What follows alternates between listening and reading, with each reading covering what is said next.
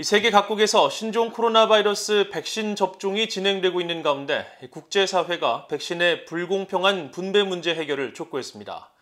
아시아 국가들 가운데서는 북한이 유일하게 아직까지 백신 접종이 이루어지지 않았다는 지적이 나왔는데, 이런 상황에서 국제 컨설팅 업체는 북한의 경제 성장률을 추가로 하향 조정했습니다. 첫 소식 오택성 기자가 보도합니다.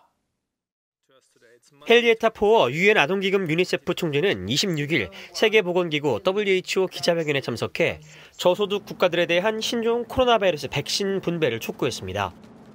집단 면역과 관련해서 어느 한 곳에서 증가하는 위협은 모든 곳에서의 위협을 의미한다며 저소득 국가에 백신이 공급되지 않는 것은 현명한 일이 아니라고 강조했습니다.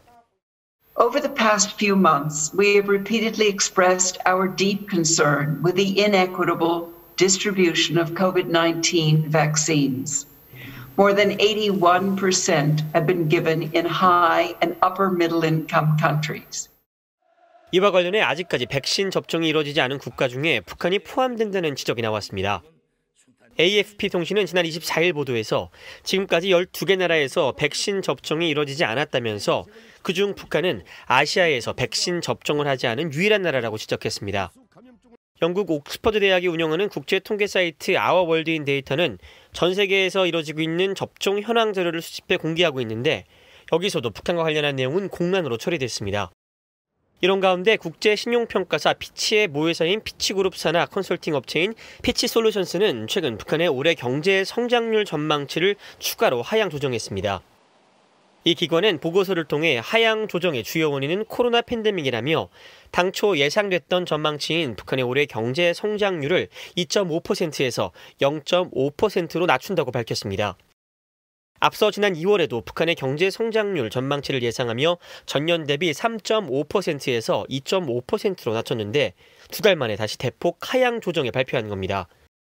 보고서는 특히 최근 북중 교역이 재개될 조짐이 보인다는 분석이 나오고 있지만, 그럼에도 북한은 수출보다 수입을 더 많이 하기 때문에 북한의 경제 성장엔 큰 영향이 없을 것이라고 내다봤습니다. 실제 북한의 최대 교역국인 중국 해관총서가 공개한 지난 3월 중국의 대북 교역 자료에 따르면 북한은 중국으로부터 약 1,200만 달러 상당의 물품을 수입한 반면 대중국 수출액은 130만 달러에 불과했습니다. 보고서는 또 코로나 상황과 더해 계속되고 있는 대북 제재 역시 북한의 경제 성장 전망을 압박할 것이라고 내다봤습니다. 코로나 상황이 시작되기 전인 2017년부터 본격적인 제재가 시행돼 지난 2019년엔 2001년에 비해 북한의 대외 무역이 87%나 줄었다는 겁니다.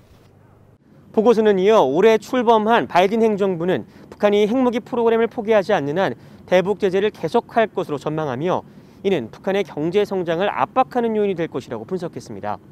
VOA 뉴스 오택성입니다.